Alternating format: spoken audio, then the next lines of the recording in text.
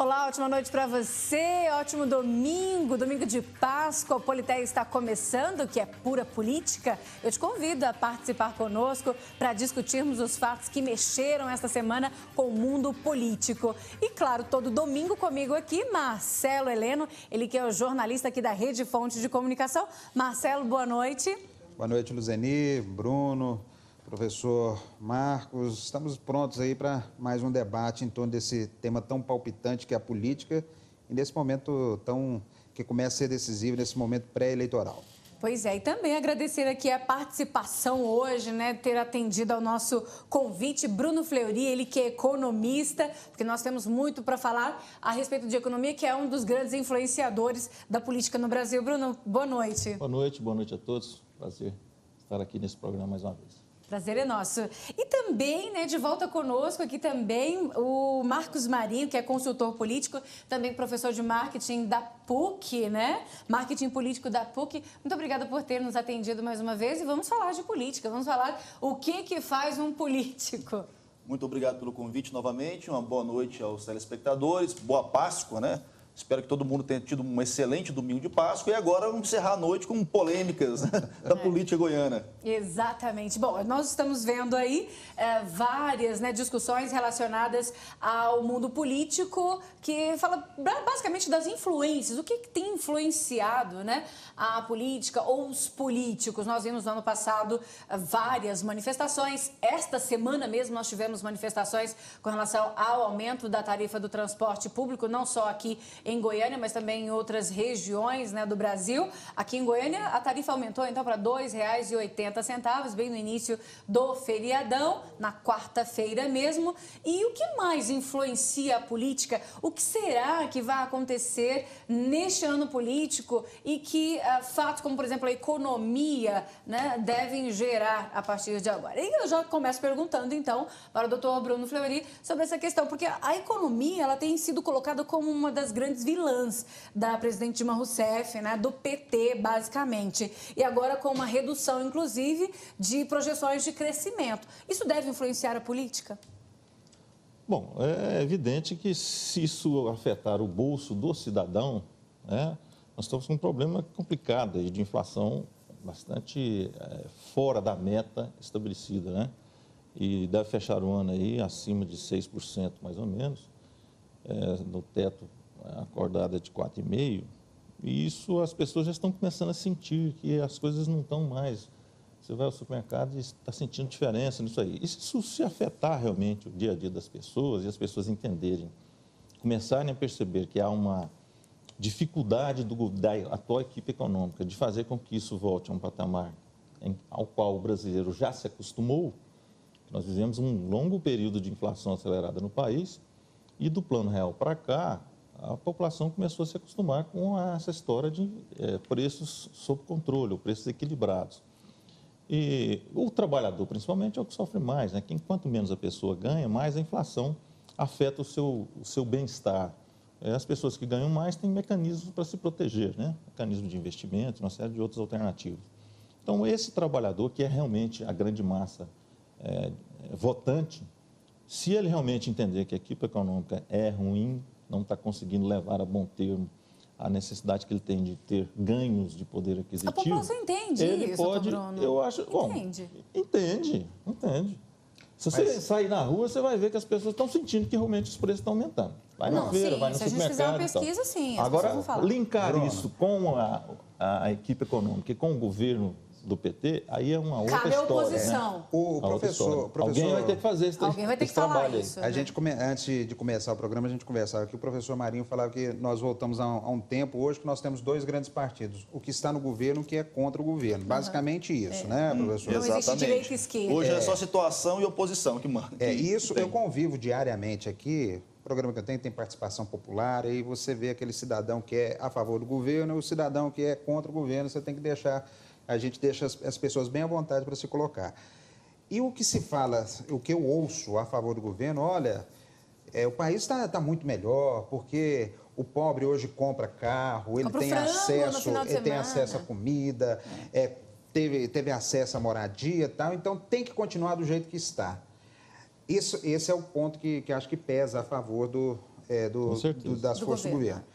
governo. E a tese que eu tenho já, isso não é de agora não, tem mais de um ano que eu falo isso, aquele problema da economia que atinge o dia a dia do trabalhador, que eu acho que pode influenciar. O que é? Faltou emprego. Isso é complicado. Se faltar renda, é complicado. Preço de supermercado, que você já falou aí, que é complicado. Energia elétrica, que está com a tarifa segurada, está começando a soltar agora, o governo está começando a autorizar aumento.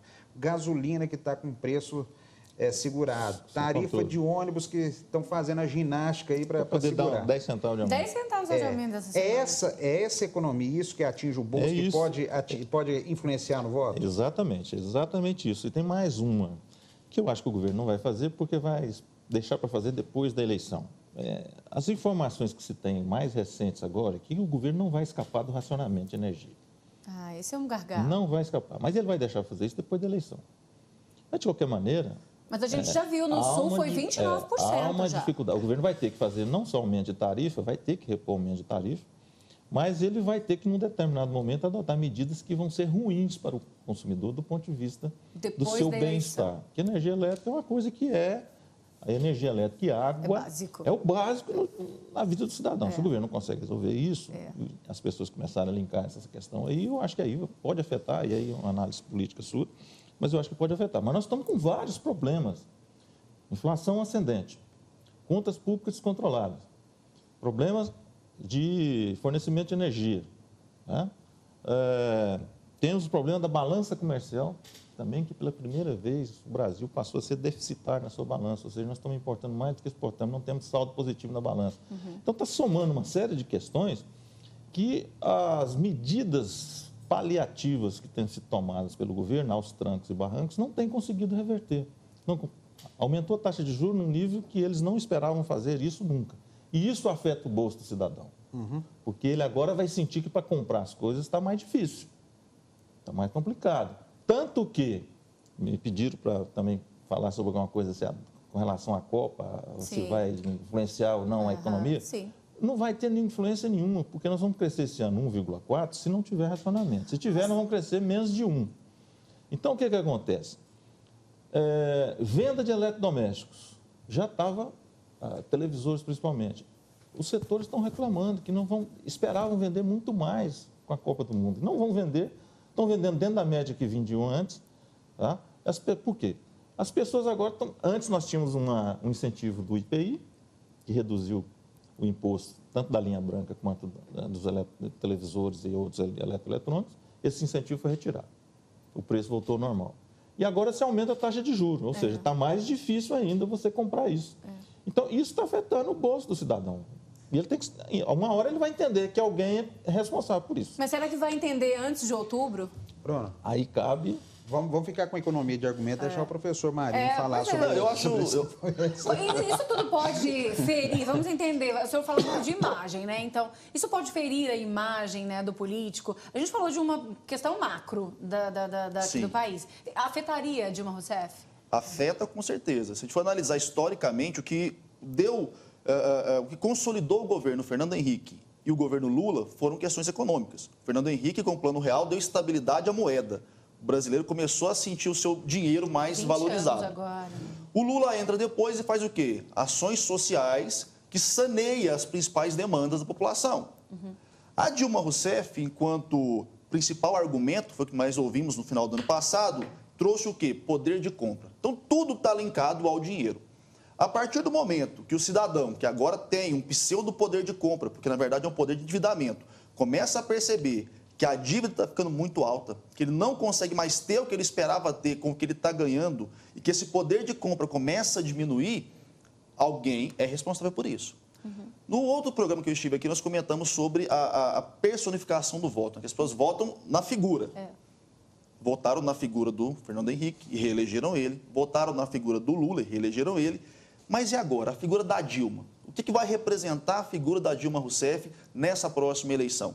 Realmente vai ser a presidenta que trouxe o poder de compra e manteve a estabilidade que foi construída nos governos passados, ou vai ser a presidente que está com problema de energia, que aí não tem como esconder mais, problema de água, que não tem como esconder mais, problema disso, problema daquilo, aquilo outro. Então, quer dizer, a imagem dela nesses próximos meses uma gerente eficaz. vai ser bombardeada, até porque, principalmente no quesito energia, já estava sob a gestão dela no governo Lula. Então, não tem como ela negar que ela tem participação ativa naquilo. Pois é, o senhor está falando sobre questões práticas, né? Que o governo faz alguma coisa e pode ganhar aí um voto em outubro, né?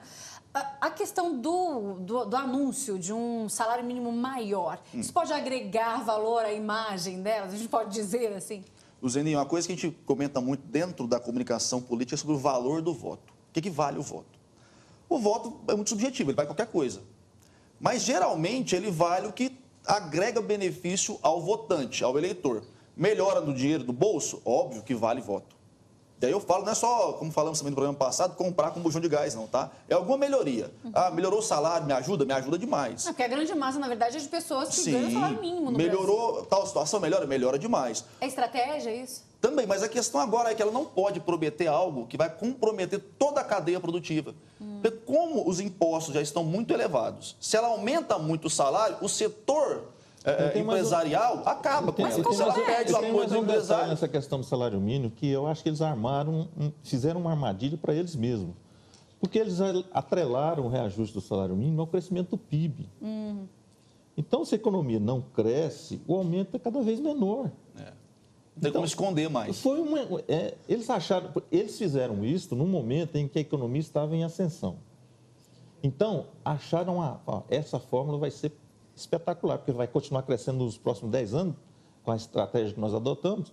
Então, o salário mínimo vai crescer sempre, em termos reais, em patamares bastante significativos. Isso vai agregar valor e a população vai ficar... Dessa vez ficou menor de R$50. Eles não cuidaram da parte mais importante, que era manter o crescimento. Como o crescimento inverteu a curva, e o salário mínimo é calculado em função da inflação mais crescimento do PIB, vai ter, se continuar desse jeito, vai ter e eles não mudarem o mecanismo, vai ter que mandar outro projeto de lei para mudar esse mecanismo. Vai ter ano que o trabalhador vai receber só reposição de inflação. Agora, porque vai ser zero de ganho real. Bruno, porque reposição de inflação não é aumento. Há um tempo já, a análise é que o governo, essa política econômica do governo, não sobrevive sem a parceria com a cadeia produtiva, com o setor empresarial. E a avaliação que se tem é que, dentro da equipe econômica do governo federal, aquela pessoa que tem o perfil de atender, conversar com o setor empresarial é o presidente do BNDES, Luciano Coutinho, mas ninguém.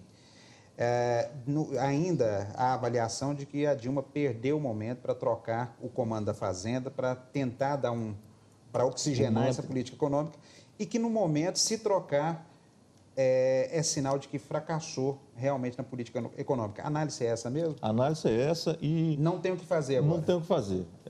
A expectativa, o que parece que está traçado pelo que se analisa nos bastidores é que a partir de janeiro o ministro da Fazenda é outro.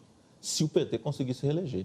Manteiga não fica no cargo. E pode ser que ele saia até depois de outubro. Se o PT não conseguir se reeleger, também sai. Se não conseguir reeleger, também sai. É uma situação interessante, né? A estratégia é ele vai ser...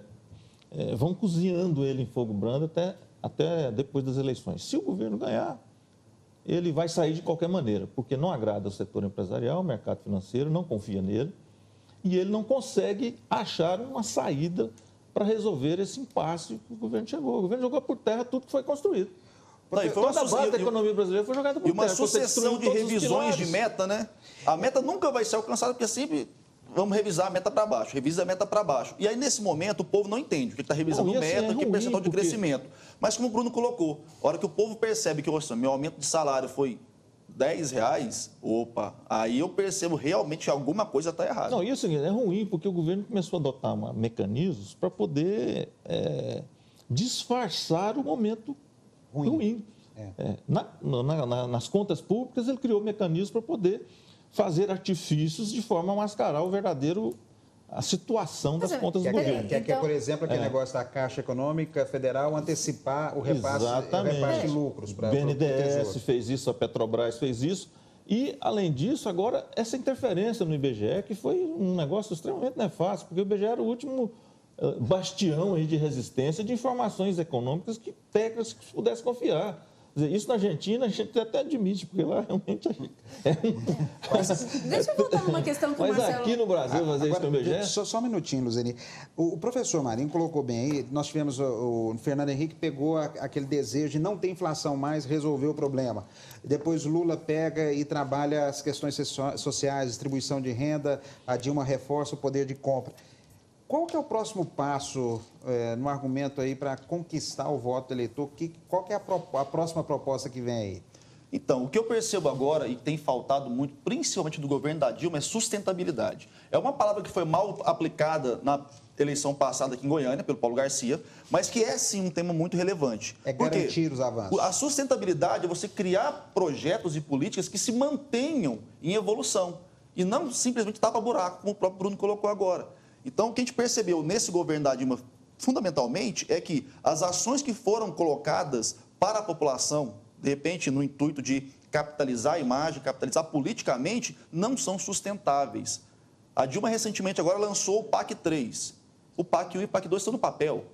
Se a oposição começa a bater em cima disso, não tem como argumentar. Então, quer dizer, a gente percebe que é uma política onde as estratégias são apenas para tampar ou para sanear momentaneamente um buraco. Se não aparecer alguém com uma propositura de, se for preciso, cortar na própria carne e trazer elementos que vão dar solidez à base, vão crescer sustentavelmente o país, não tem jeito.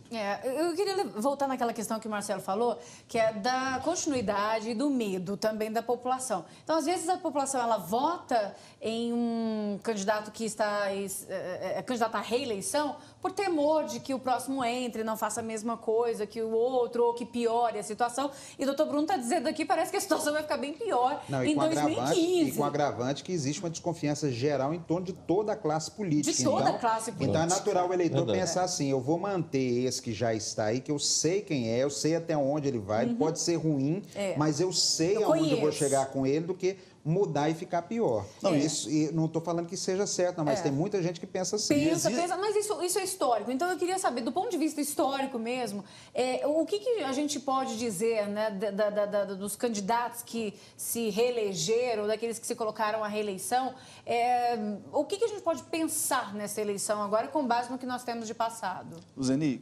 todo mandatário, por pior que seja, ele tem de 25% a 30% de apoio do governo dele. Porque alguém está sendo beneficiado, uma parcela da população está tendo algum benefício com aquilo.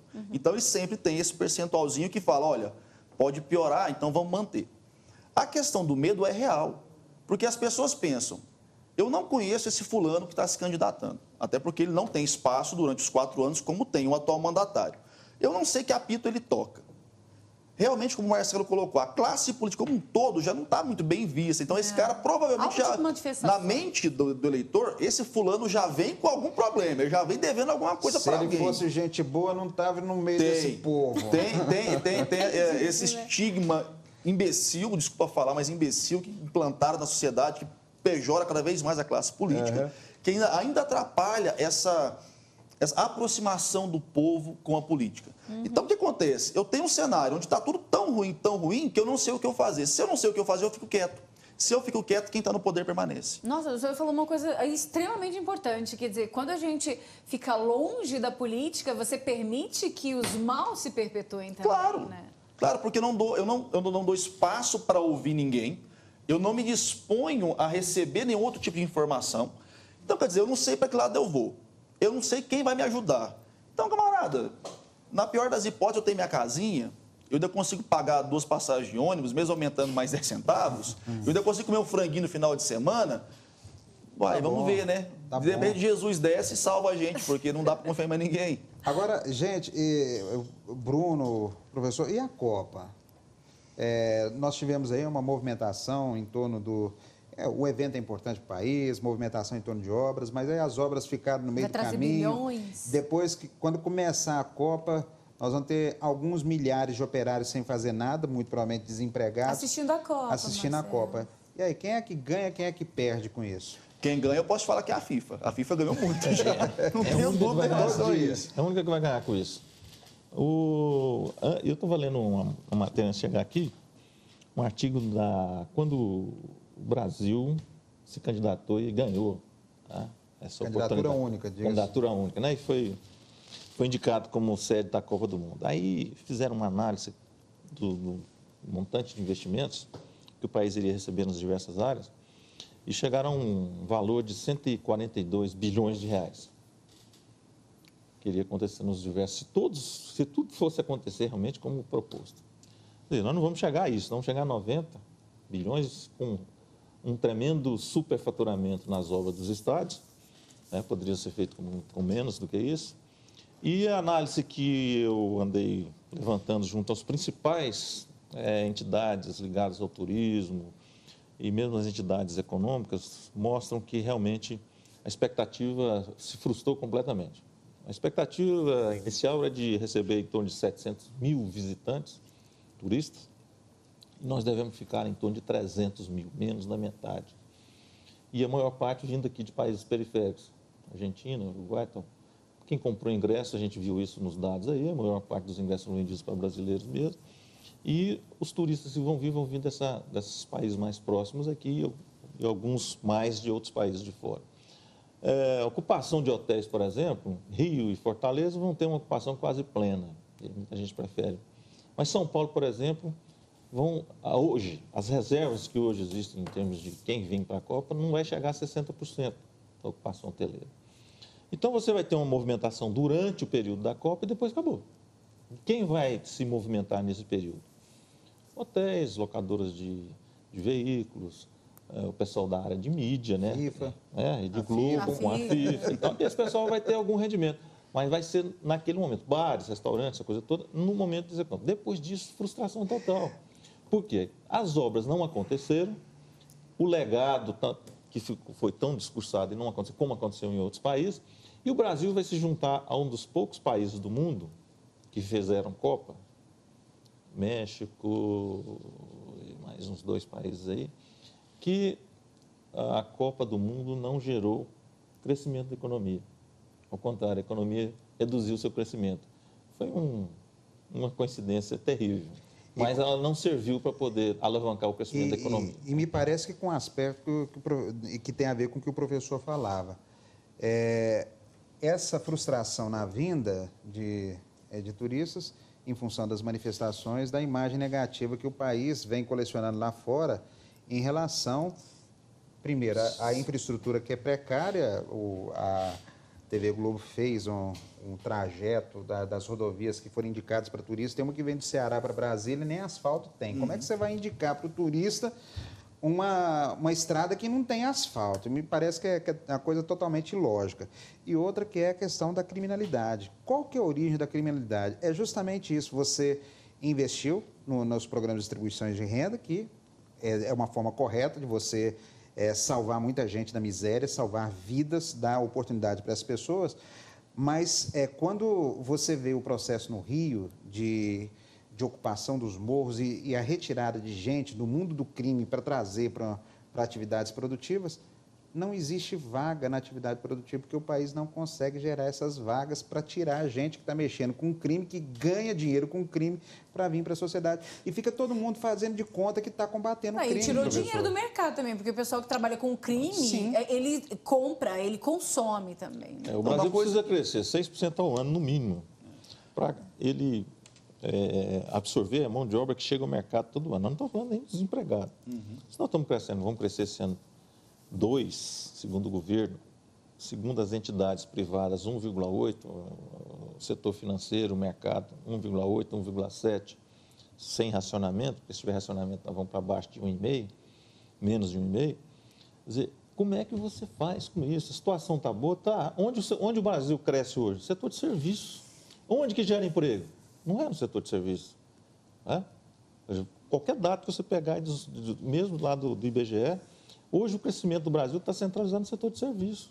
O setor de indústria, os empresários não estão investindo. A indústria de bens de capital não cresce na necessidade. Por quê? Porque a maior parte dos produtos estão vindo via importação.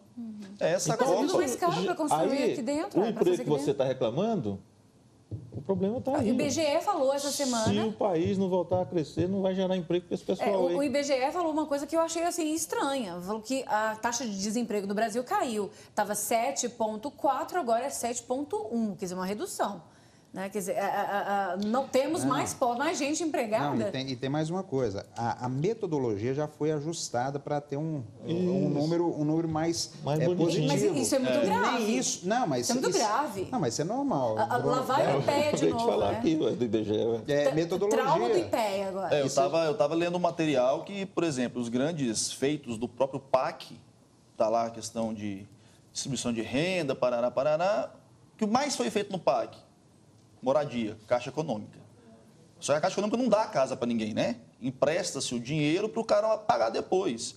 Então, quer dizer, tudo que está sendo colocado como, às vezes, grandes feitos desse governo, não são grandes feitos nada.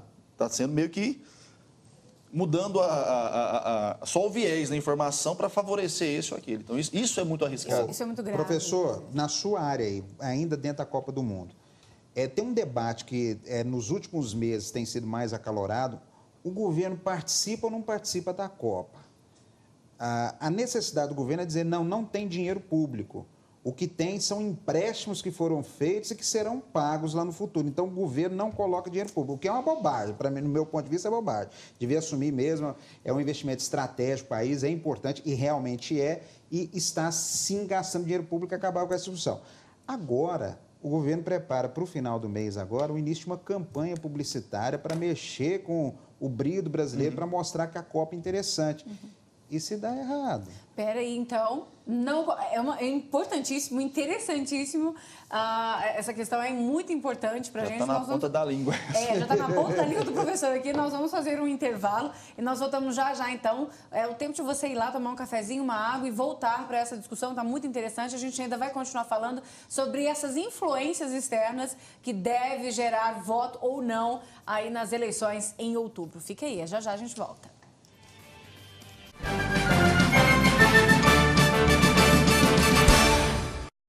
De volta com o Politeia, que é pura política, neste domingo de Páscoa. Hoje nós estamos falando a respeito das influências, né, que as eleições de outubro podem ter. Manifestações, economia, as próprias atitudes do governo, dos políticos. Como é que vai ficar? E o Marcelo deixou uma pergunta, né, aí do bloco anterior para este, que é a questão da imagem, né, de projeções, inclusive. Basicamente, o governo tentou se livrar da peste de estar colocando dinheiro público e agora vai fazer uma campanha publicitária mostrando que a Copa é nossa. E aí, professor? Marcelo, a gente tem uma situação favorável para o governo em determinado ponto, mas que pode ser muito bem trabalhada pela oposição. O povo não entende o que é o BNDES. A regra é essa. O povo não sabe que o BNDES trabalha com dinheiro do povo. Então, o BNDES é um banco que empresta dinheiro para os outros. Isso é uma situação. O governo, ele insiste nessa tática para tentar se livrar da responsabilidade caso dê errado, como você mesmo colocou. E o porquê, às vezes, eu acho não acho tão assim complicado do povo se revoltar por conta do dinheiro emprestado do BNDES? Porque o povo não entende. Se a oposição não mostrar que o dinheiro do BNDES é do povo, e aí sim conseguir mobilizar o povo contra essa medida, vai passar em brancas nuvens, como passou com o Eike Batista, que quebrou com o dinheiro do BNDES. O que é diferente do caso da Petrobras, todo mundo sabe que a Petrobras é do governo. Exatamente. Aí é muito claro. A Petrobras, o povo entende, a Petrobras é nossa, peraí. O BNDES é uma instituição meio assim, né? Meio no limbo. Ninguém sabe muito bem quem comanda o BNDES. Essa é outra questão. Petrobras, caso Petrobras, possibilidade de CPI, aquela história toda, pode influenciar também? Também. Já estão fazendo de tudo para dar uma acalmada nos ânimos aí, para tentar mudar, né? A Graça Foster já falou. Sim, a Graça falou, o Cerveró falou também. A situação agora que eu percebo é Copa do Mundo. Além de ser a Copa mais cara da história, vai ser a de pior custo-benefício da história. Sobre ser cara, o brasileiro não tem muita noção. O brasileiro médio ele não tem muita noção se é 1 bilhão, se é 2 bilhões, porque ele não sabe quanto custa um estádio. Agora, custo-benefício ele entende. Por que custo-benefício eu falo que ele entende? Porque ele vai entender que aquele estádio que foi construído não tem um ônibus para chegar. Ele vai entender que na hora de ir para uma partida de futebol, se ele conseguir ir porque o ingresso é caro, ele vai pegar um engarrafamento medonho, porque não tem via de acesso que funcione. Ele vai entender muitas vezes que na casa dele, porque ele conseguiu comprar parcelado uma televisão em 300 vezes, na hora do jogo vai faltar energia, porque a gente está com crise de eletricidade. Então, esse custo-benefício que eu digo o governo investiu em estádios, como todo mundo gosta de falar, né, padrão FIFA, mas não fez nada de infraestrutura, que é o que daria suporte para esse evento padrão FIFA. E essa falta de suporte pode e deve, eu acredito, impactar no cidadão durante a Copa. Porque durante a Copa o país já está parando economicamente, então os empresários vão sentir isso no bolso, já vão estar mordidos. O povo que não vai conseguir usufruir realmente das benesses da Copa vai sentir, porque não é todo mundo que vai conseguir ir para o estádio. E ainda assim, aqueles que forem vão passar raiva por conta do transporte público ruim. É que jeito que vai R$1.000 Pois é, para você ver que não foi feito nada que favorecesse o evento. E aí, uma coisa que eu sou obrigado a falar de novo, antes se alguém fala que a culpa é do marketing, não dá. Ele ficou com trauma. Não dá para culpar o marketing nesse ponto, porque não há propaganda bonita que resolva uma situação dessa. O cidadão na casa dele, não podendo assistir a partida porque não tem eletricidade, ou o cidadão preso no engarrafamento chegando atrasado no jogo, ou o cidadão preso no transporte público ruim, não conseguindo assistir o jogo. Então, assim, não dá para falar que propaganda resolve esse caso. Se não tiver eletricidade, ele não vai ver a propaganda. Pois é, então não tem jeito. Tem outdoor, Marcelo, tem outros meios. Não tem como agora falar que simplesmente uma fantasia midiática vai resolver a situação do governo, de nenhum governo. Agora, existem outras preocupações. Para mim, é uma discussão já superada. A Copa, para mim, é importante para o país enquanto nação, para mostrar coisas positivas e tudo mais. Acho que o Brasil está perdendo uma grande oportunidade, não se planejou para isso, perdeu uma chance de mostrar o que o Lula tinha pensado inicialmente, que era o Brasil pujante, esse novo Brasil que surgiu das camadas mais pobres e tudo mais. Isso, efetivamente, por falta de planejamento, não vai ser colocado. Mas que o evento é importante para o país, já gerou emprego, já gerou alguns benefícios aí, tudo. E aí, o exemplo que vem da Bahia agora, essa greve dos policiais dessa semana já foi um ponto. Tem gente falando, mas às vésperas da Copa, é isso. Em todos os países que organizaram a Copa, foi isso. Na França, por exemplo, foram os controladores de voo que, faltando um mês para começar a Copa da França, esses eram o movimento e o governo francês teve que ceder e atender a categoria. Aqui não vai ser diferente. Bobos, né? Aqui não é diferente. Os policiais vão fazer isso. Todas as categorias que têm envolvimento direto com a organização, direto ou indireto com a organização do evento, vão aproveitar a oportunidade. E o interessante é agora o governo do PT lá da Bahia dizer, não, isso tem influência política. Tudo é política. Marcelo, você já ouviu alguma criança chorar quando está sozinha? Quando tem ninguém vendo? Que graça que tem. Você vai chorar para quem te acudir, se não tem ninguém te olhando. Me ajuda a tirar uma dúvida Aí aqui.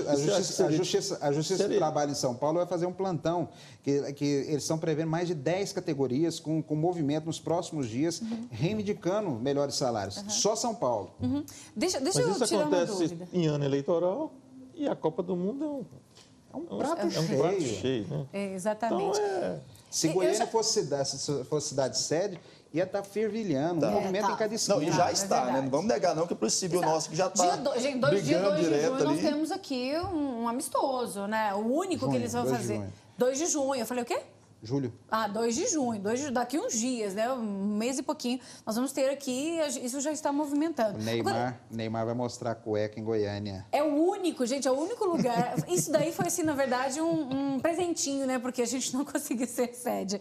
Mas eu queria entender uma coisa. Como o doutor Bruno, eu já fiz algumas matérias falando sobre projeção futura. Não, isso é a curto prazo, a médio prazo e a longo prazo. E eu já ouvi algumas pessoas falando que o investimento na Copa, essa situação toda, né, que o governo está para defender a Copa, é algo para investimento para futuro também. Não é para ganharmos só agora. A gente pode ganhar depois, porque há uma questão aí, já entra a questão do marketing, né, de imagem. Então, de uma projeção de imagem. A gente vai mostrar o Brasil e, posteriormente, então, investidores podem vir para cá. Agora, o fato é, o que nós estamos apresentando de bom, né? Pois é. Isso pode realmente acontecer, quer dizer, não ganharmos agora, mas ganharmos posteriormente, a longo prazo, como os economistas explicam aí pra gente? É evidente que todos esses eventos internacionais, esses eventos, a Fórmula 1, os grandes campeonatos aí de esporte, aí, as Olimpíadas, isso é evidentemente que a venda da imagem do país é extremamente importante e acaba alavancando algum tipo de negócio. Porque junto com isso vem uma série de empresas que acabam vindo operar no país e apoiando o evento, né, ou na organização do evento. Vários negócios acontecem durante esses eventos. Tá? Vários empresários vêm e isso acaba sendo entabulado uma série de negócios. É como se fosse os congressos que acontecem de grandes empresas. Mas, assim, nós poderíamos estar vendendo a imagem do país, uma imagem melhor, se nós tivéssemos conseguido está mostrando só fazer moças aquilo que morenas nós bonitas. tínhamos, aquilo que foi planejado no início. Como nós não conseguimos vender isso, nós vamos pegar o faturamento que o país vai ter. É evidente que você vai estar na mídia em todos os países do mundo, vendendo as imagens do Brasil, das coisas que acontecem por aqui.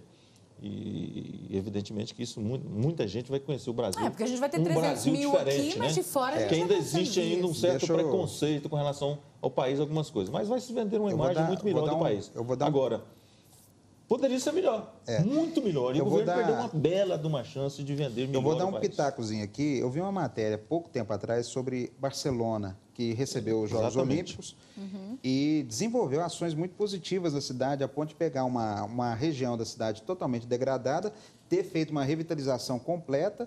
E aí tem atrações culturais, tem restaurantes, virou um ponto turístico na cidade, uma região que estava totalmente... A Rocinha também virou ponto turístico.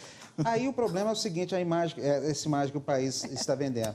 Vem um jornalista, me parece, do New York Times fazer uma matéria como o Brasil está se preparando para a Copa e o cara é assaltado. Que imagem ele vai levar? Gente, às vezes é até cômico, né? Não, a situação que é interessante de pensar também é o seguinte.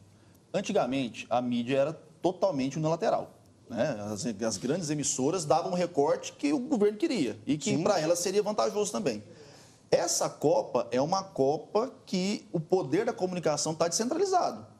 Então, por mais que o governo tente recortar as melhores imagens do país para passar lá fora, toda uma mídia internacional, online, digital, via internet, vai estar rodando e o pau vai estar quebrando. Então, não vai ter como esconder manifestação, não vai ter como esconder crise. Mesmo o foco da imprensa é diferente, Marcos. Eles não querem chegar aqui e entrar numa van bancada pelo governo para conhecer os pontos turísticos, até porque o Brasil, pela própria difusão de imagem, é conhecido o suficiente. Sim, concordo. Então, o que a imprensa internacional está fazendo é o correto. Manda o repórter lá, manda o profissional para ele rodar e contar para a gente o que está acontecendo no país. Marcelo, eu posso falar o seguinte, eu estive na Europa no final do ano, no começo desse ano, lá eu não vi nenhum movimento positivo em relação à Copa. Alguns comentários que dava para perceber, alguns jornais lá não eram dos mais agradáveis, isso é um fato. Já temos acompanhado recentemente muitos países orientando os seus cidadãos a não virem para a Copa, inclusive. Então, orientando sobre os cuidados que tem que ter, né? Então, assim, o que o Bruno mesmo colocou, nós temos uma oportunidade de mostrar o país de uma maneira muito interessante para atrair investidores, atrair melhoria nas relações internacionais. O problema é que nós não nos preparamos para isso. E aí não tem propaganda que resolva.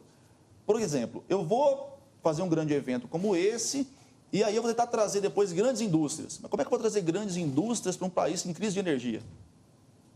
Onde a mão de obra não é tão capacitada, onde o sistema legal, trabalhista, emperra que as grandes empresas venham para cá e consigam produzir como produzem em outros países. Então, quer dizer, tem tanto fator, além da visibilidade do país continental, que pode emperrar uma grande negociação que só a Copa do Mundo não resolve. Sem contar que temos mais um agravante, né, senhores?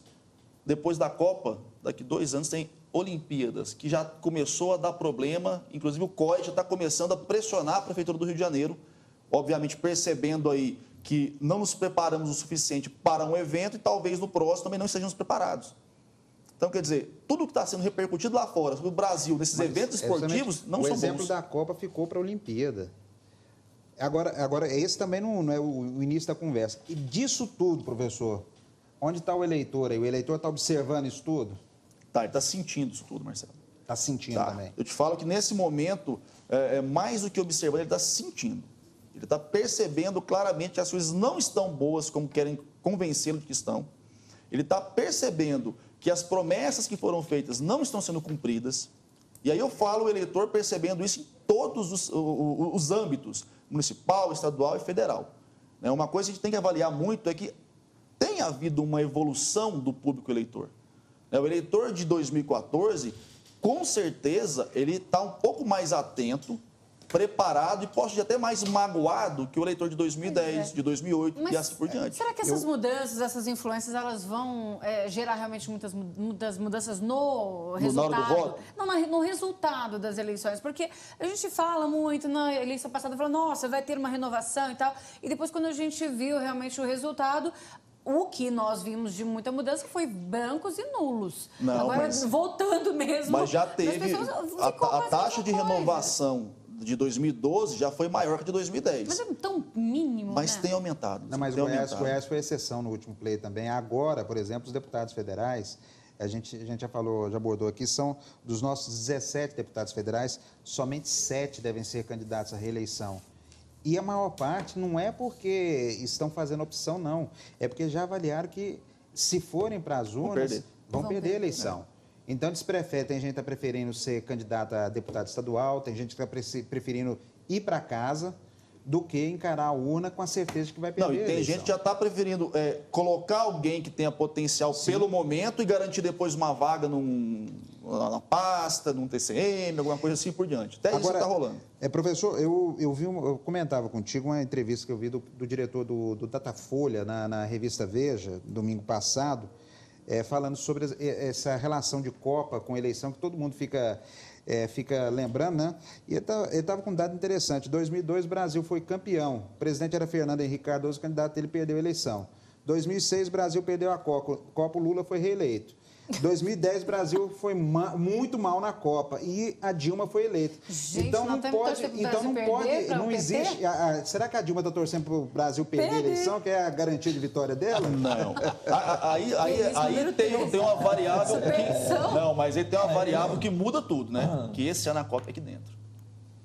Quando a Copa em outro país, por mais que tenha a questão, Brasil, ainda é um evento esportivo, é um time de futebol. Mas por quê? A Copa aqui dentro muda a situação. Mas por quê? Porque aqui dentro está todo mundo olhando para a nossa casa, a gente está dentro da nossa casa, com outras expectativas, e é meio que inadmissível acontecer uma derrota. Não digo que a derrota do Brasil fará a Dilma perder, não é isso. Mas com certeza, aquela fase do êxtase da vitória vai desaparecer também e vai expor ainda mais as mazelas deixadas pelo momento. Porque pensa o Brasil perdendo a primeira fase, Marcelo. Mas o brasileiro aqui, puto porque perdeu, vendo o país parado, vendo tudo parado. Ele vai sentir muito mais. A provocação que o diretor do Datafolha fala justamente dessa diferença, não só pelo resultado, mas principalmente pelo fato do Brasil ser o anfitrião.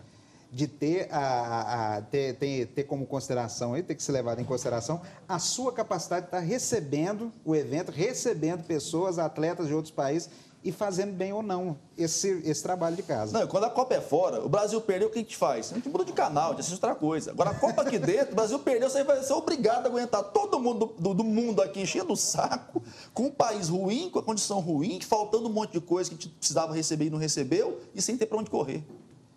Aí a coisa muda de figura. Aí, como o Vila foi rebaixado esse ano, a gente já está acostumado, né, Bruno? Para lidar com a situação. Inclusive, eu estou de vermelho e preto em homenagem ao Flamengo e ao Dragão, viu, do ano passado. Aí estamos aí na alegria. Só a favor, viu? Sobre a questão de propostas, a gente já falou em outros programas aqui, né, sobre essa questão de propostas. O pessoal, os políticos, eles não estão, os pré-candidatos, né, os candidatos, que daqui uns dias serão candidatos, na verdade, eles não estão apresentando propostas, nem na área econômica, nada, né? Eles falam, criticam o outro, está naquela fase em que, fulano é ruim, né? O professor Marcos é ruim, o professor Bruno é bom. E gente falando que plano de governo é bobagem. E plano de governo, gente, nem sempre depois que nós decidimos quem vai ser o candidato, aí a gente vai e discute, né? Qual que é a importância de uma proposta de governo neste momento, né? Quer dizer, como isso pode influenciar o voto posteriormente? Doutor Bruno. Olha, eu já ajudei a elaborar alguns planos de governo e tem duas situações. Que foram respeitados ou não? Eu acompanhei os que eu elaborei e que efetivamente o candidato ganhou, eu acompanhei e efetivamente foram implementados. Agora, a diferença é a seguinte, quem está no governo e quem está fora. Quem está no governo, fazer uma proposta de governo, você tem já acesso a tanta informação e tanto dado e sabe o que deu certo e o que não deu, e o que pode dar certo, inclusive o que pode acontecer. inclusive em função de uma coisa muito importante que fica fora das discussões nas campanhas. É quem vai pagar essa conta. Tá? Como é que vai ser paga essa conta aí? Tá? Porque hoje, se você analisar, eu vou te dar um dado, colocar um dado aqui na mesa aqui sobre orçamento do Estado. E isso, prefeitura, tirando a União, que é uma coisa, não é uma excrescência do que se refere à arrecadação, é uma excrescência. O Estado, você pega 60% da arrecadação, tudo que você arrecada de 5 milhões de habitantes, nós temos aqui, você pega 60% e paga a folha para 350 mil servidores. Então, 60% de tudo que é gerado de riqueza em termos de impostos, você tem que entregar para... E o pessoal está fazendo greve aí, para aumentar o salário, pedindo para ser contratado, precisa entrar mais servidor. Tá. Aí você tem uma série de despesas que são vinculadas.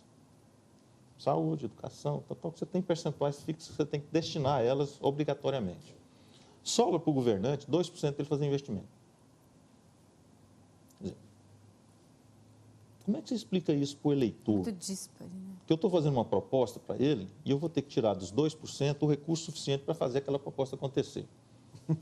Então, quando você tenta dar essa explicação e você tenta cobrar isso do candidato, você verifica que a maior parte não tem a resposta para ser dada.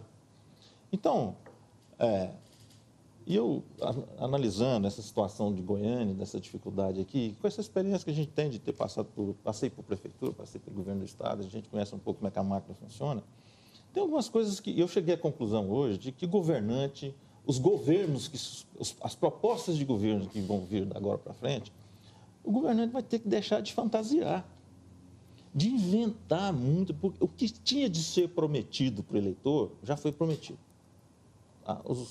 Os governantes já chegaram no limite do paraíso em termos da promessa. Não, até porque a população não está mais boba, não. O que precisa agora, o que o eleitor está esperando, é que os serviços que o poder público oferece funcionem. Que o servidor, que o cidadão possa ir num posto de saúde e tenha um médico e o medicamento que ele espera. Que a segurança pública atenda ao interesse dele de ir e vir. Que a iluminação pública, as lâmpadas estejam acesas. Que o lixo seja recolhido. O básico precisa funcionar e acontecer.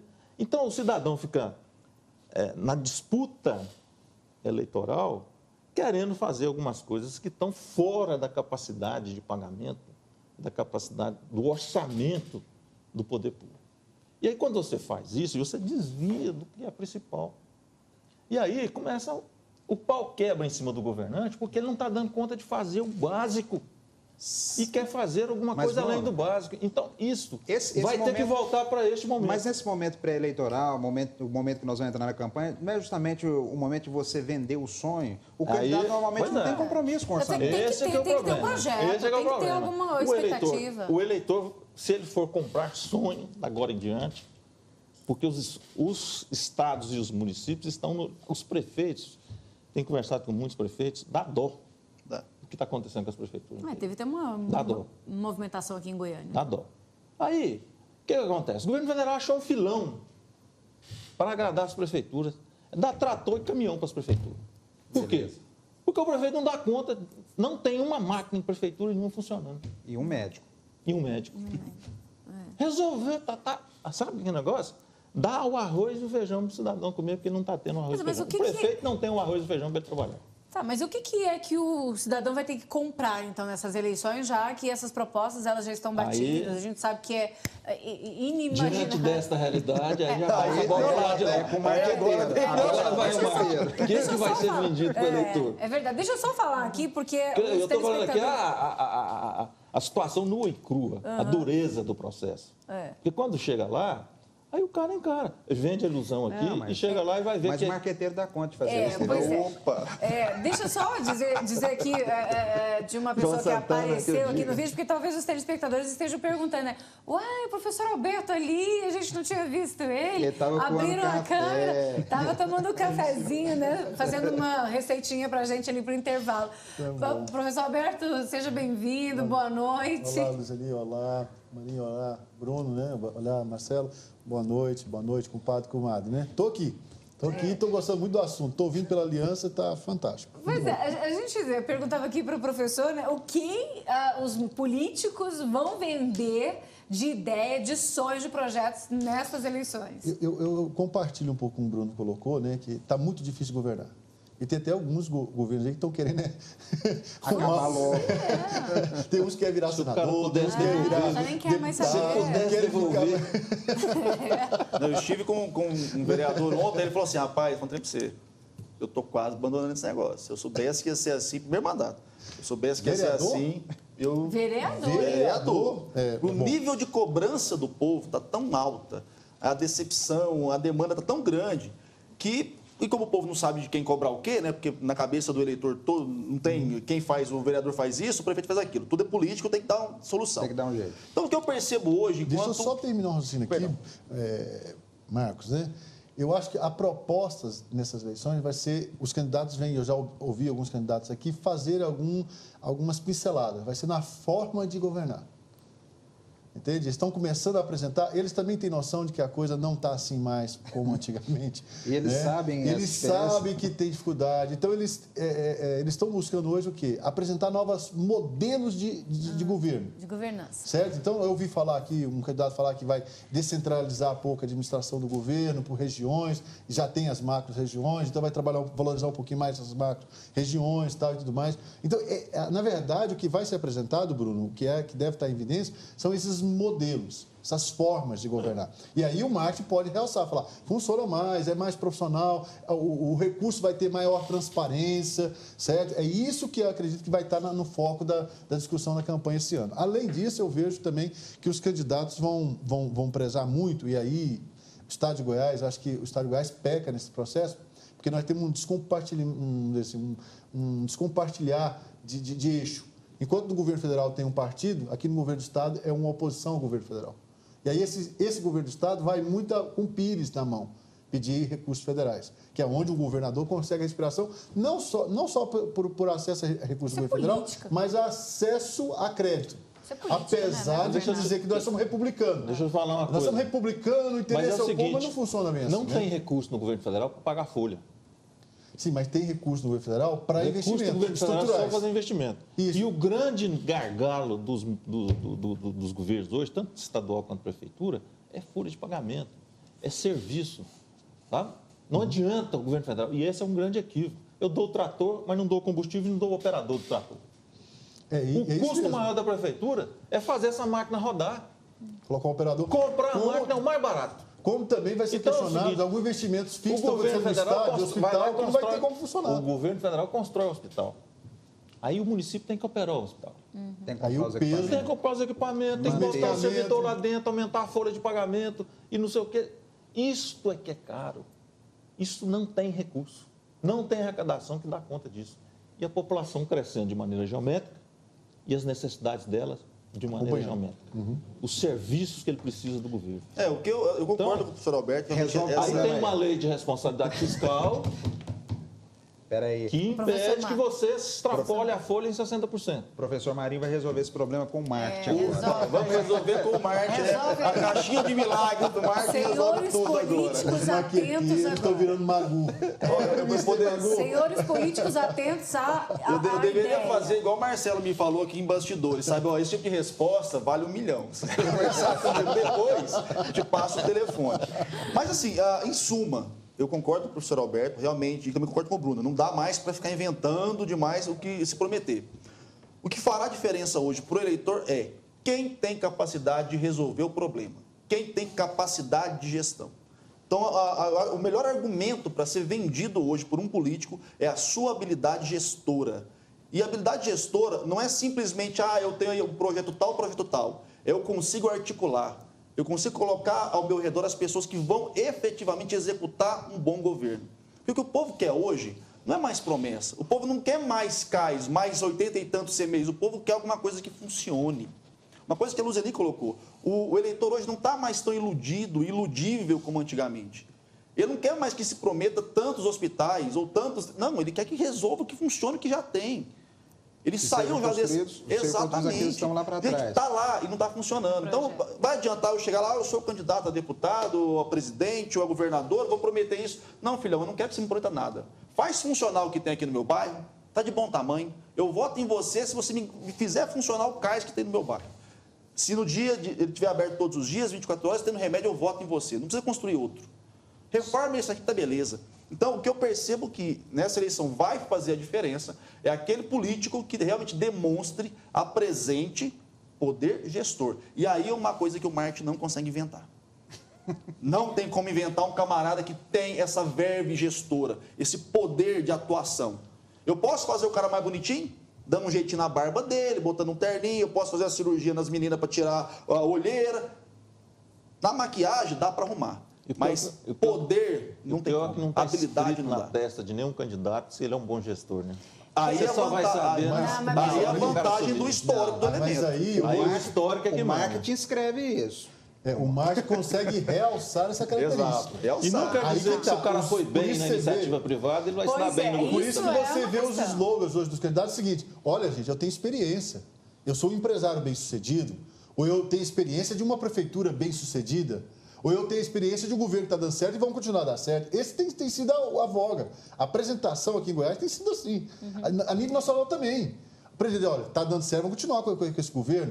Né? Não, vamos para um novo de quem já tem competência de ter feito alguma coisa certa. Em Minas ou em Pernambuco. Mas é isso que vai ganhar a eleição? ficar. Esse é o ponto-chave, acredito, Eu penso que sim. que vai ser realmente o grande monte que estão procurando. Então, aqui em Goiás, Friboi e Vanderlan têm todas as chances. Gomídio tem toda a Mas chance também. Gomídio tem tanta chance, o próprio governador tem tanta Sim. chance, porque ele pode dizer, olha, tá vendo como é que o Estado está melhorando? Olha o tanto de coisa que nós estamos fazendo. Tantas estradas construídas, hospital, eu estou fazendo, vamos continuar? Então, vocês me trouxeram uma situação nova aqui. Quer dizer, antes a gente via as pesquisas falando que o governador Marconi Perillo estava à frente, aliás, está à frente, que depois vem segundo, terceiro e tal, Iris Rezende, aquele negócio Luzene, todo. Então, quer dizer, intenção cai de por voto, terra tudo isso e intenção de nivela. voto não é voto. Já falei isso nesse Nivela, programa. então, agora tudo. A pesquisa Potencial. hoje, Com essa ideia que vocês estão dando, sim. As pesquisas hoje, Luzeni, elas servem basicamente para mostrar o nível de visibilidade dessas pessoas. A pesquisa hoje não é garantia de voto, não.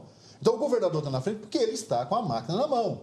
Ele está na evidência, ele é governador. Tem intenção. Ele Mas tem... que capacidade todos têm agora. Isso. Agora, por exemplo, o Gomídio vem crescendo, depois que assumiu uma posição de ser candidato em Goiás, está crescendo por quê? Porque tem uma visibilidade, a visibilidade que era Anápolis. O Friboi está crescendo por causa da visibilidade dele, da Carne, do Tom Ramos, do Roberto Carlos. Até Então, vegetariano isso tem uma também. visibilidade de uma história que ele tem de passado. Luzeni, e E cada aí, só para terminar, você sabe onde que eu olho em pesquisa agora, e os marqueteiros olham muito nesse momento? Não é nem essa visibilidade, ela é evidenciada, ela está clara, está muito evidente agora. Mas o que eles estão olhando é a característica da rejeição. E tem... Esse ponto que, por exemplo, vamos falar da Dilma, a Dilma da Folha na última vez, caiu tantos pontos percentuais. Para onde foram esses percentuais? Ninguém soube dizer. Mas aí você para de olhar para isso, olha para a rejeição dela, cresceu ou não ou mantém? Cresceu. Certo? Então, aí sim, esse momento, porque a rejeição, nesse momento, diz o seguinte, a pessoa não quer votar nele. Pode até não ter quem nem que votar, mas no momento de dizer, não quero saber dessa pessoa. Esse é complicado de ganhar a voto. E cada eleição você tem uma história.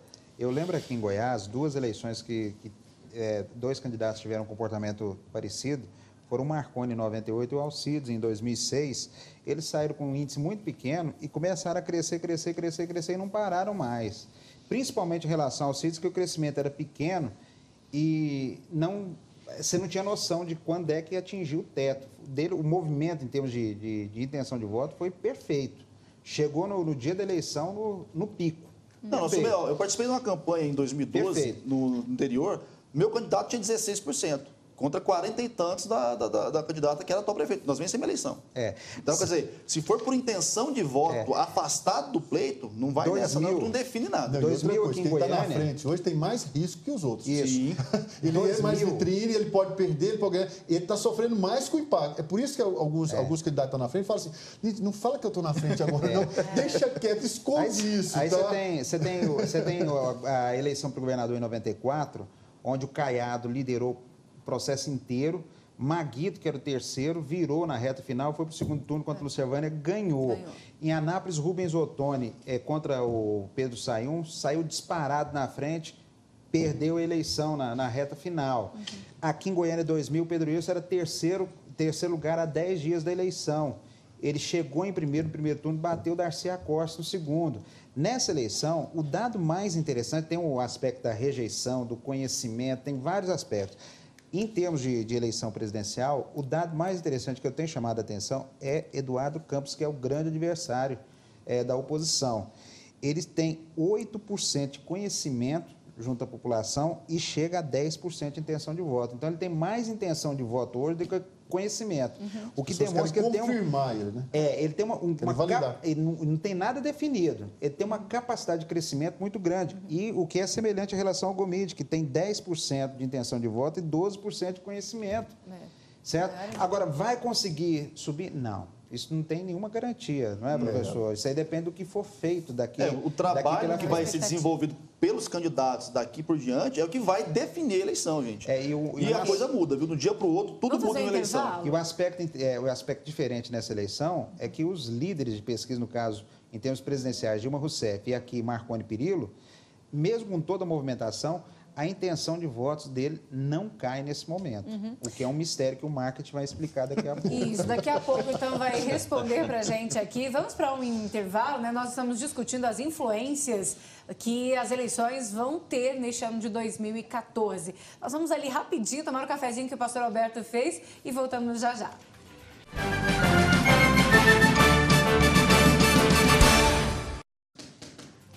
De volta com o Politeia, que é pura política, neste domingo de Páscoa. Hoje nós estamos falando sobre as influências nas eleições de 2014. Estamos recebendo um economista, que também é professor de economia, né?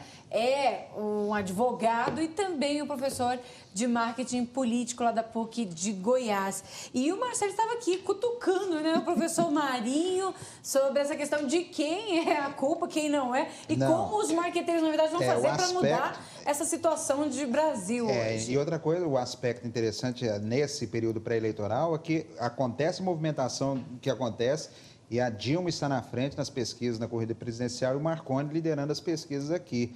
O marketing, e não cai, a intenção não cai significativamente. O marketing explica isso? Como eu falei no bloco anterior, todo governante ele tem um percentual de votos que é dele. E aí o grande problema agora é saber se aquele é o teto dele ou não. Hoje a gente pode perceber, a intenção de voto de Dilma, Marconi, por mais que o cenário vá se movimentando, pode não cair, mas ele não está crescendo. Isso é preocupante. Então, para uma eleição, eu tenho que pensar, peraí, eu não estou caindo, tá, mas eu estou crescendo. Eu cheguei no meu teto. Eu tenho que entender que, por pior que muitas pessoas consideram o meu governo, para alguma parcela da sociedade ele está sendo bom. Mas eles não são candidatos ainda. Já são, viu, você pode ter certeza que todo mundo ri, gente. Essa conversa de que eu não sou candidato, nem o eleitor não cai mais. Não, essa já não dá mais tempo, não, gente. Assim, a nível de pesquisa, quando a gente olha para a pesquisa, a gente sabe que quem está no governo, ele parte de um teto de 30%. 30%, ele já parte ali, de 30% para frente. Se ele ficar abaixo de 30%, até a gente que trabalha com pesquisa, trabalha com marketing, fala assim, se você cair lá para 23%, 24%, 25%, vaza, procura outra coisa. Mais, né? Certo? Se você está na visibilidade, está com menos de 30%, cara, você está no processo de decrescer, você vai ser engolido por alguém aí. Certo? A gente tem essa noção. E o que a gente vê de margem de crescimento aqui é ele partir desses 30% até o percentual que tem da avaliação do governo. Para quem está no governo, vamos supor, o governo Marconi Perillo avalia que o governo tem uma avaliação positiva, boa e ótima de 60%. E ele está avaliado com 30%, então ele tem uma margem de crescimento aqui de 30%. Uma possibilidade de agregar voto, porque até historicamente diz no Brasil de que na avaliação de governo ele consegue transferir voto, certo? Muito mais do que a própria performance dele como gestor. Então a gente sabe que essa é a realidade. Então quem está no governo realmente tem essa condição, ele tem essa facilidade de enxergar essa possibilidade de campo a ser conquistado.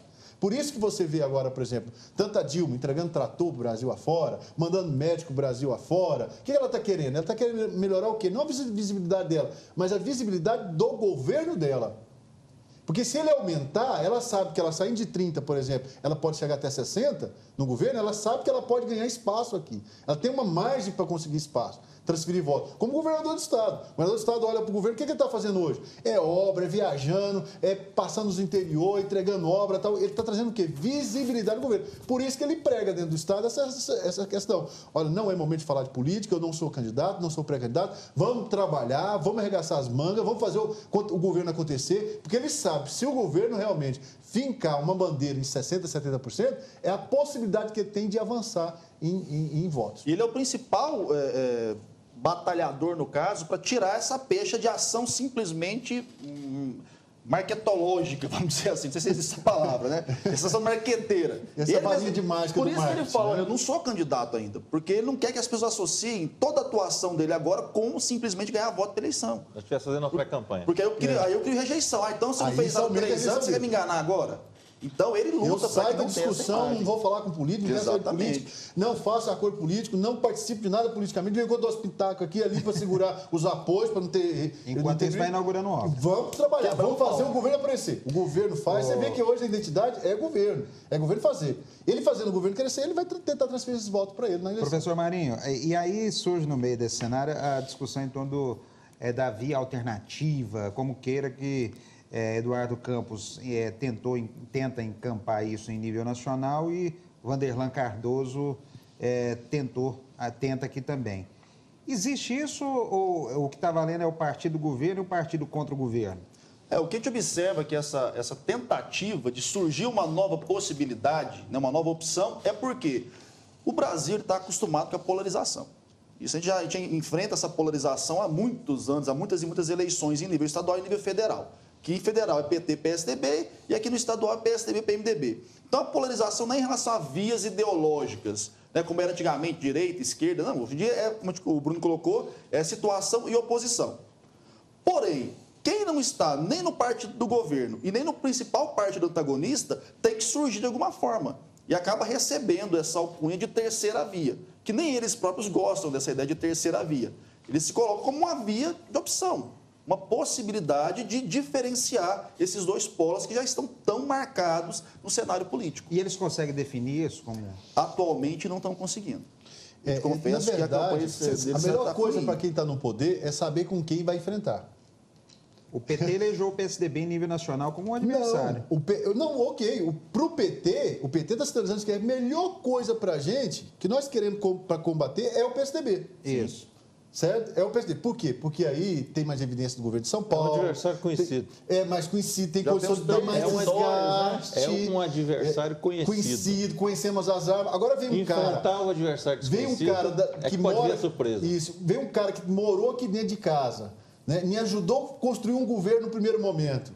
Foi para um governador, fez um governo. Conhece. É um rapaz novo que se apresenta para a mídia, saindo do hotel com a filhinha de quase um ano, com a esposa do lado, recebendo um abraço de uma vice-candidata que foi muito bem pontuada na eleição passada. O povo começou a falar assim, é diferente, é novo, veio de lá, da onde está dando certo.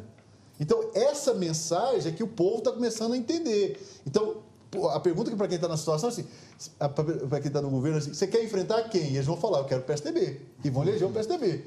Até o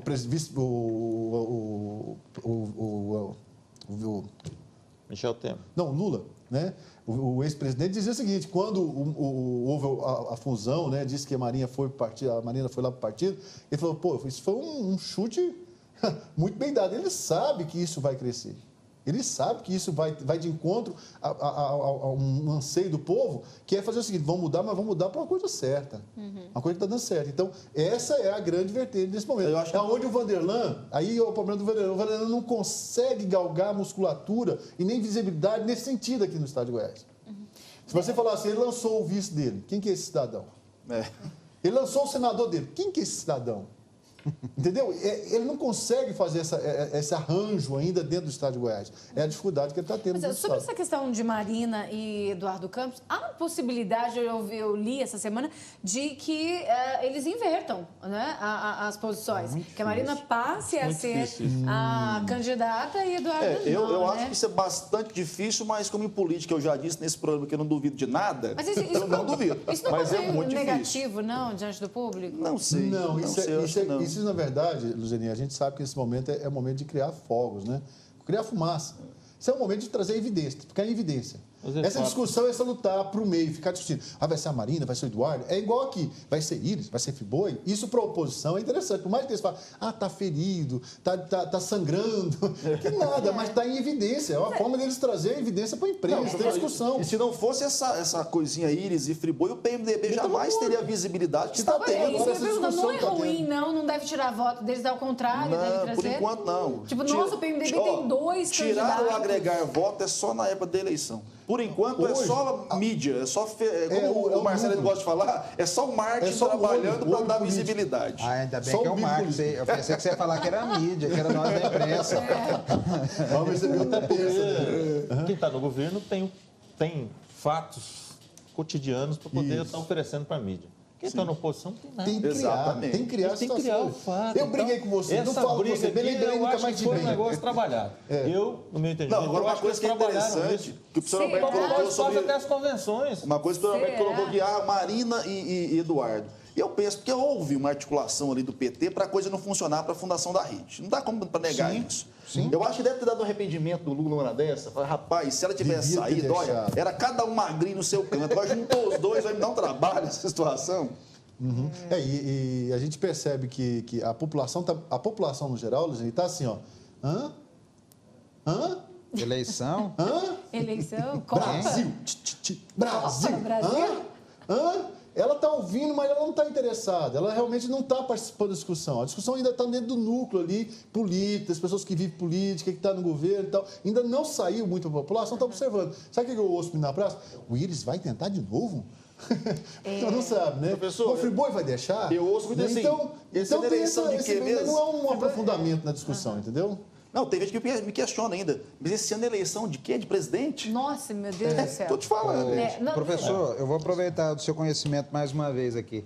Existem alguns lugares comuns que a gente acompanha cobrindo eleição. Uma delas é que uma eleição começa a se planejar 4 anos antes.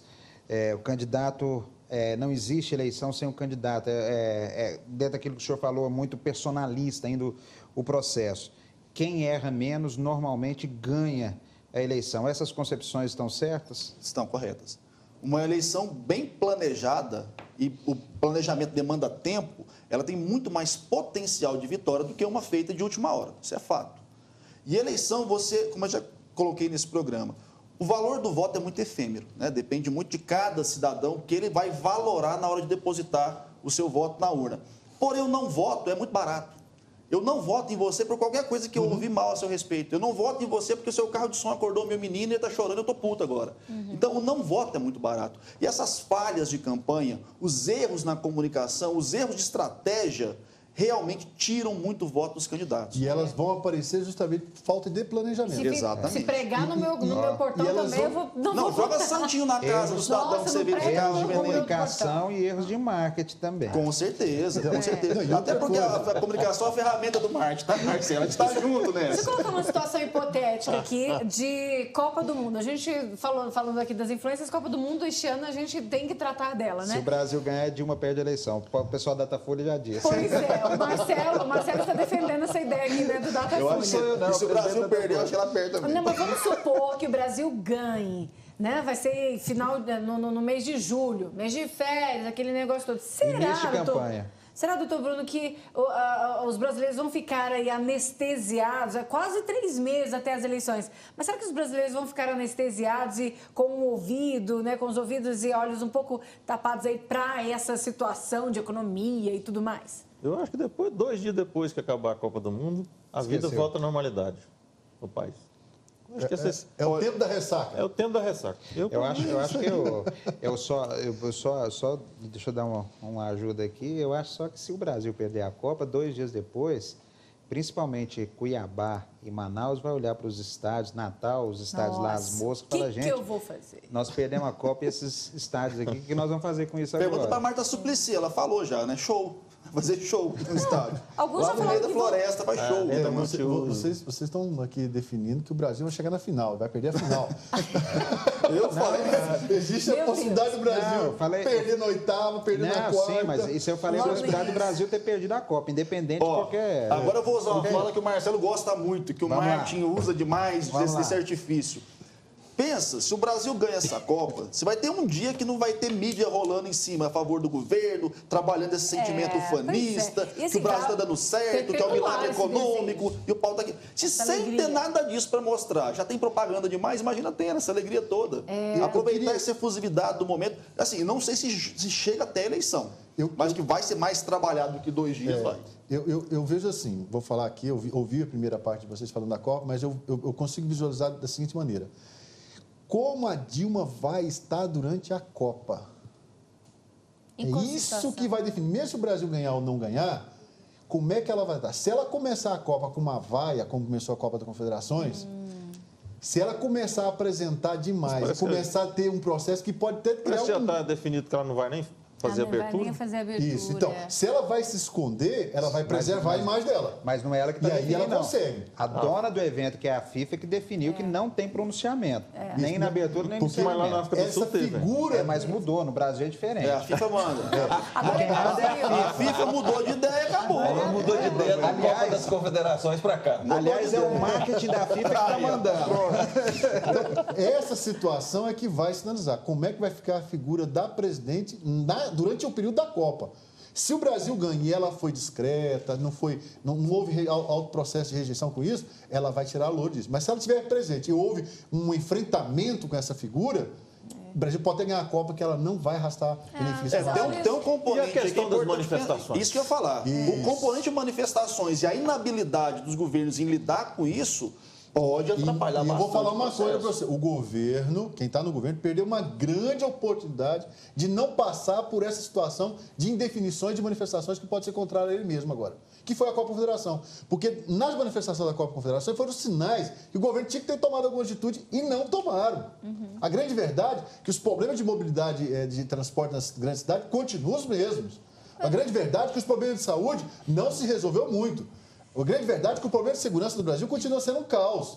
Não houve direção estrutural em relação a isso. Então, há sintomas claros que vai voltar. Está começando a aparecer. Quebra de ônibus, greve acolá, Mas acolá. a tarifa aumentou aqui, a tarifa aumentou em vários outros lugares. Quer dizer, que monte de que eles vão ter agora para essas manifestações que deixaram. O que o Bruno colocou é a qualidade A própria do serviço. Copa do Mundo. A própria Copa do Mundo vai ser uma um qualidade tão extraordinária que nós não temos. O povo olha para aquilo lá e fala assim, poxa vida, eu entrei num estádio Padrão FIFA na saúde, Eu fiquei- padrão FIFA na segurança. Queremos isso. Isso, aí vai vir esse, vai ser Nossa, um vocês monte. estão sugerindo aqui já. Não, é isso. Não, Já essa está é a na rede tendência. social. Tá na rede já. social. Eu tuitei isso hoje, inclusive. A gente está há quase um mês agora de completar um ano das manifestações passadas. Ninguém fez nada. O governo não fez nada para sanar o que a voz das ruas trouxe e ecoou há um ano atrás. Fatalmente. E aí, os políticos, tá, Marcelo? Não é o marketing, não. Os políticos e as instituições políticas vão começar a fomentar esse debate novamente, porque eles querem desestruturar o governo. Então, isso vai começar. Vai valorizar isso. É óbvio. Exatamente. Então, isso vai começar a Mas voltar à tem uma tona. parte do marketing, que um dos pontos das manifestações era justamente a má qualidade na saúde. O que o governo fez foi desengavetar o Mais Médicos, que já era um projeto já pronto, e falar assim, olha, nós temos a solução, está aqui, estamos dando a resposta para o povo. E não é isso. O Mais Médicos está sendo colocado, é um programa necessário para o país, dentro daquilo que o Bruno está falando, que o governo dá a estrutura e não dá pessoal, tudo mais, faz parte, não é tudo, mais parte. Mas não adianta, na saúde você tem que ter mais médico, mais enfermeiro, mais Exatamente. psicólogo, mais dentista. Mais Mais band-aid, ambulância, mais mais bobagem. medicamento, mais coisa. equipamento. Para resolver. Ele fez uma coisa. Mandou uma norma, uma lei para o Congresso para vetar essas manifestações. Como é a coisa que ele fez? Para endurecer as manifestações. Isso aí, na minha opinião, vai ser o Foi a pior única efeito coisa que ele rebote da história. Porque a partir do Tem momento que nada. você endurece contra o povo, você dá argumento para o povo endurecer contra E o você. Congresso- Isso é bobagem. Fez ouvidos de mercador. E de um governo. mercadante para E você sabe o que vai ser o monte? E vai um monte voltar a ser aprovado. Não, e sabe qual que vai ser o monte? Esse governo brigou, chegou no governo porque fazia isso. Agora vai impedir nós de fazermos? Esse é um contraditório. Esse é um governo que é do Partido dos Trabalhadores. Um governo que está lá conviveu com a situação, falando, né, com Isso vai ser Comissão da questionável. Verdade e com toda uma movimentação contra o que ocorreu na ditadura, quando adota uma medida dessa, de amordaçar as pessoas, impedir que elas se movimentem para se manifestar, é uma coisa mais ou menos semelhante. Mas não vai funcionar também, Bruno. O Brasil é muito leniente com... eu não vou entrar nisso. A legislação transformou isso em crime, né? Mas o país é Esse que é o leniente. problema. O grande problema que eu vejo nas manifestações é um problema de segurança para o governo, como o professor Marcos estava dizendo. Nós estamos perto de completar um ano das manifestações. A impressão que nós temos é que as autoridades de segurança não têm a mínima noção de quem está comandando essas manifestações. Não sabem onde é que está localizado. Não tem. A cefalia do movimento é que torna ele perigoso. Justamente, a manifestação é fruto de um novo canal de comunicação que a sociedade tem seguido, que é redes sociais. Sim, mas... Peraí, tudo bem. É impressionante. Mas não é tão a cefalia assim que os black blocs, por exemplo, estão nas ruas. E não há nenhum... Tirando o episódio de cinegrafista no Rio... Não houve preocupação de ver quem é esse pessoal, quem está por trás disso. Mas justamente a ideia do Black Bloc, porque o que é importante entender, Black Bloc, pessoal, não é um grupo, é uma estratégia, é uma tática que algumas alas do anarquismo utilizam para se manifestar politicamente. E aí, manifestar politicamente contra o capital, contra aquilo que eles percebem enquanto referência do poder capitalista. Então, essa tática pode ser adotada por nós aqui. Se ele quer botar uma capa preta aqui, será quebrando tudo, nós somos Black Bloc também. Sim, mas no caso já tem localizados grupos políticos atuando, utilizando a tática. Aí sim, a questão agora, Marcelo, peraí, como é que eu vou provar? Porque a partir do momento que eu começo a investigar demais, sem ter nada efetivo para acusar, aí sim o governo pode ser acusado de invasão de privacidade, uma série de outras coisas, que pode ser pior ainda para ele. A gente está falando aí da questão da segurança, porque as pessoas estão hoje nos movimentos, não é porque eles estão gostando de um líder, de uma liderança, porque tem aí um comum como uma liderança, mas é porque tem um comum com a ideia, então ele compatibiliza com a discussão, com o que aí ataca quem está no governo, quem está no poder, vai atacar essa pessoa. Essa constatação de que o governo está levando um baile nessas coisas, é justamente por isso. Porque quando você ouve o cidadão comum, esse tipo de manifestação violenta, aquela que queima ônibus, depreda banco, quebra não sei o quê, tudo, isso é mal visto pela população. Sim. Por quê? Você já vive uma situação de insegurança e criminalidade, isso, né? Certo? E essa sensação de insegurança, ela aumenta com esse tipo de ação, certo? E aí as autoridades de segurança, os governos, teriam toda a chance de ter o cidadão comum do lado. Mas a partir do momento que essas forças são lenientes e não dão uma resposta para a sociedade, elas estão compactuando com isso. Não, e o que é pior, Marcelo, que a hora que endurece generalizadamente. E para o lado errado. Mas o ruim é que criminalizou as manifestações. Isso não pode Essa é a questão. Você endurece contra todo mundo. Peraí. Não pode acontecer. Não tem direito. Eu concordo com o Marcelo. O povo seria favorável se o governo criasse uma estratégia para pegar o pessoal agressivo. Em parte. O negócio é o seguinte. O cara que está lá, que foi identificado como estando mascarado, fazendo tudo mais, ele tem que ser chamado à responsabilidade, sim. Isso faz parte, é consequência do próprio movimento. Claro. Agora, o que não dá é uma senhora de 50 anos ser chamada à delegacia, não, a senhora foi identificada. Não, mas eu estava em casa com os meus netos. O que o delegado vai falar para uma senhora dessa? Daqui a pouco está com o Irã, né? Pegando um menininho lá de não sei quantos anos de idade e acusando de depredar para atacar a polícia. Pô. Não é por aí. Essa estratégia do governo de endurecer manifestação popular generalizadamente é estupidez. Isso com segurança só se resolve com inteligência. Coisa que nós estamos carentes no país. Eu fico assim, às vezes me perguntando algumas informações que vêm para a gente, né? Eu fico assim, eu fico como todo cidadão, né? Há uma informação, Marcelo, parece que dos 17 candidatos a deputados federais no estado de Goiás, 7 não vão concorrer à eleição. Não, ao contrário. Dos 17 deputados federais que nós temos, apenas 7 devem concorrer à reeleição. 10 não querem. 10 ou não querem ou não podem, ou sabem que vão perder a eleição, estão fora do processo. Aí fica a pergunta, 10 camaradas, está bem empregado, não, tem alguma coisa? O pessoal está sabendo que vai ter uma alta rejeição com esses políticos que estão aí. Quem está no poder hoje, quem está governando, quem tem um cargo público hoje, vai ter rejeição mesmo. O espaço abre. Desses 10 e eu vou falar uma coisa, isso aí abre tanto na esfera para toda a camada. É deputado estadual, deputado federal, é senador, é governo, é presidência. Mas, pastor, tem uma coisa. Tem alguma coisa? Eu fico me perguntando. Professor, desses 10 que estão bem empregados e não vão se candidatar à reeleição, metade está cumprindo aviso já. Não, mas, gente, é uma situação complicada isso daí. Vou colocar aqui para vocês o seguinte, que essas pessoas estão saindo, né? Não estou dizendo só dos deputados, mas de vários outros que estão saindo da política, deixando, né, a política, mas eles continuam sendo mentores daqueles que estão entrando. Então, assim, a política vai se perpetuar na cabeça, na ideia que eles forem colocando. Entendeu?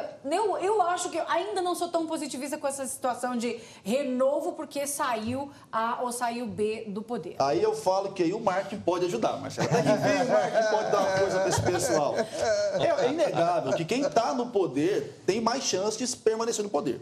E se ele não quer permanecer, ele, pessoa física, ele coloca alguém para poder fazer as vezes dele. Nesse momento que a gente tem aí uma possibilidade de renovação real, se nós tivermos outros pleiteadores, outros postulantes preparados, com a comunicação realmente bem elaborada, esse pessoal tem mais chance de assumir uma vaga. Mesmo o problema, mesmo com o camarada por trás de alguém. O grande problema é, como falamos já aqui, não há planejamento de campanha. Ele se preparou para isso. O cara aparece de última hora e quer achar que vai ser campeão. Essas decisões aí foram tomadas de um ano para cá. Existe uma leitura de que vai haver alguma mudança. O povo não está engolindo mais a situação. Agora não sabe como é que vai caminhar isso. Deixa eu te falar, você sabe que tem político, sabe que tem político hoje que está com carguinho de deputado, federal, senador. Tem alguns caras que estão torcendo, sabe para quê?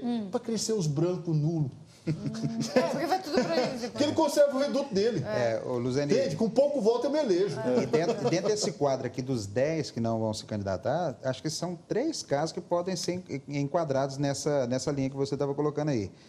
É Henrique Arantes, que pode ser candidato no lugar de Jovair Arantes. Aí sai pai e entra filho. Daniel Vilela no lugar de Leandro Vilela, que é troca de primos. E Marcos Abrão, que é sobrinho de Lúcia Vane, que já destoa um pouquinho disso, mas tem uma ascendência.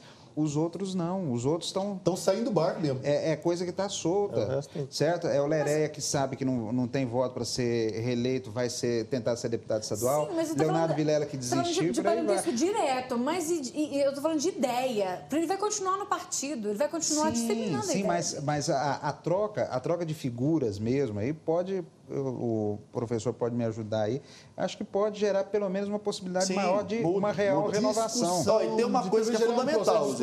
Você pode me apoiar, enquanto você está me apoiando, ok, depois que eu peguei a caneta, ela é minha. É diferente. Tudo muda com a caneta na mão, muda aí o tudo discurso. muda de figura. Muda o discurso, e aqui a gente viu isso aí. Pode ter certeza que muda. Dizem que é dar poder para uma pessoa para saber o que ela é exatamente, Você quer ver um exemplo? Dentro do mesmo grupo, Marina Santana, que era deputada até dias atrás, agora é suplente, não é candidata mais. O grupo dela, dentro do PT, vai bancar a candidatura do Olavo Noleto, que é apontado como nome forte na chapa aí. O Olavo tem, mesmo sendo o mesmo grupo, tem um foco diferente da Marina. Isso é normal. Isso é normal. Vamos ter que fechar nossa conversa. Já fechou o nosso tempo aqui, passou tão rápido, não foi? Foi muito legal. Acho que isso é marketing seu, Lá vem ele, falando marketing de novo. É o segredo, eu quero ir um pouquinho mais, né? Isso é coisa da mídia, aí, cortando aqui no direito de resposta. Vamos agradecer então aqui ao professor, né, ao economista, também advogado Bruno Fleury, que esteve conosco aqui, participando mais uma vez do Polité, nos ajudando nessa discussão sobre as influências que as eleições de 2014 vão ter, claro, né? Professor, muito obrigada por ter vindo. Espero que venha mais vezes para a gente continuar discutindo política. Eu agradeço a oportunidade, estamos sempre à disposição. E agradecer também aqui ao Marcos Barim, né, professor de marketing político da PUC, ele também que é consultor político, diz que qualquer milhão paga, né? A ideia vale muito. É verdade, muito obrigada, né? Tão descontraído, espero que o senhor venha mais vezes para a gente falar aí sobre os acontecimentos pelo país. Luzeni, agradeço muito o convite, agradeço aí os companheiros da mesa, ao Marcelo que está provocando o tempo todo. Agradeço a presença da minha esposa aqui na plateia hoje, na Camila Craveiro. E agradeço essa possibilidade de poder falar sobre política, sobre o que realmente é o marketing político para você, telespectador. Então, sempre convidar, estou à disposição. Que bom, e a gente vai sempre fazer isso. Marcelo, obrigada. Semana que vem aqui de novo, né? Rente no Batente. E agora correr para casa, dormir um pouquinho, que amanhã cedo tem programa de rádio a partir das 8, né? Exatamente. Obrigado, Bruno, Marcos, professor Alberto, Luzeni, a você que nos acompanhou. É claro, e domingo de Páscoa a gente tem que ter uma receitinha no final. Será que o professor Alberto trouxe pra gente? Professor, obrigada. Café com chocolate. Deve ser um cappuccino. Não, tem que ser uma de detox agora. Depois... Aqui nós vimos esse final de semana, no Jornal da Fonte, uma receita de pamonha com chocolate. Achei o máximo, né? Pamonha com chocolate. Pamonha com chocolate. É isso aí, criatividade brasileira, né? Eugênio, brigadão, tá? Marcelo Heleno, que bom estar de novo na mesa com você. Bruno, prazer revê-lo, certo? Bruno, sou um admirador dele. Bruno tem uma facilidade de uma comunicação sobre um assunto que é muito mistério para o Brasil, que é a economia, que é falar sobre o aspecto econômico. Bruno tem uma lucidez muito boa nesse sentido, é um prazer muito grande estar na mesa com ele aqui. Marcos, é um prazer te conhecer, né? Essa visibilidade, essa facilidade de comunicação que é fruto de um marqueteiro, né? Muito positiva, né? Essa lucidez também de transmitir isso aí, limpar um pouquinho esse trauma que tem com o marketing, é muito bom para a sociedade, né? E para você, comadre e compadre, obrigado, viu, por esse dedinho de prosa, tá? Desculpa ter chegado atrasado, mas deu tempo, tá? A minha receita para você é um pé de moleque amanhã. Certo? Nossa, eu comi um pé de moleque da minha mãe que estava bom demais, tá bom? E eu quero que você tenha essa oportunidade. Uma boa semana, tá? Bom trabalho e que Deus abençoe a sua vida e a vida da sua família. Um beijão. Ótimo final de noite para você. Fica aqui na Fonte, que tem uma programação feita para você e para sua família. A gente volta semana que vem, se Deus quiser, com Politeia, que é pura política. Até lá.